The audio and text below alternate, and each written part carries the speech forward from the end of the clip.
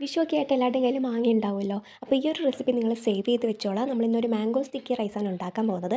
അതിന് വേണ്ടിയിട്ട് നമ്മൾ റേഷൻ കടയിൽ നിന്ന് മേടിക്കുന്ന ഒട്ടപ്പച്ചരിയാണ് എടുത്തിട്ടുള്ളത്. ഒരു 1/4 ഭാഗം വേവ്, അതിന് വേണ്ടിയിട്ടുള്ള വെള്ളം മാത്രമേ നമ്മൾ വെക്കാൻ പാടുള്ളൂ. ആ സമയം കൊണ്ട് നമുക്ക് പാല് റെഡിയാക്കി എടുക്കാം. അപ്പോൾ ഞാൻ കുറച്ച് പാല് വെച്ചിട്ടുണ്ട്. അതിനകത്ത് ഞാൻ പഞ്ചസാരയാണ് ഇടുന്നത്. ഞാൻ മിൽക്ക് മെയ്ഡ് ഒന്നും യൂസ് ചെയ്യുന്നില്ല.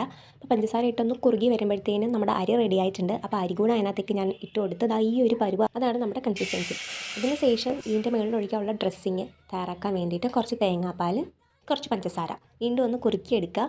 എന്നിട്ട് ഇതുപോലെ ഒന്ന് സെറ്റ് ചെയ്തെടുക്കുക. അപ്പം ഇത് കഴിച്ച് നോക്കുമ്പോൾ നല്ല ടേസ്റ്റാണ്. മാങ്ങയുടെയും ആ തേങ്ങാപ്പാലിൻ്റെയൊക്കെ ഉള്ള ഭയങ്കര ഒതൻറ്റിക് ഫീലാണ്. ഇത് നമ്മൾ ഒരുപാട് ഒരു 1/4 മണിക്കൂറൊക്കെ കഴിഞ്ഞിട്ട് നമ്മൾ കഴിക്കുകയാണെങ്കിൽ ഒരു ഒതൻറ്റിക് ഫീല് നമുക്ക് കിട്ടില്ല. അപ്പം അതെൻ്റെ ഒരു പേഴ്സണൽ ഒപ്പീനിയനാണ്. നിങ്ങൾ ഉണ്ടാക്കി ഒരു 1/4 മണിക്കൂറിനകം തന്നെ കഴിക്കാൻ ശ്രമിക്കുക. രണ്ടാമത്തെ കാര്യം എന്ന് പറഞ്ഞാൽ നല്ല പഴുത്ത മാങ്ങ എടുക്കണം, അല്ലെങ്കിൽ ആ ടേസ്റ്റ് നമുക്ക് അറിയാൻ പറ്റില്ല. അപ്പോൾ ട്രൈ ചെയ്ത് നോക്കിയിട്ട് എല്ലാവരും അഭിപ്രായം പറയുക.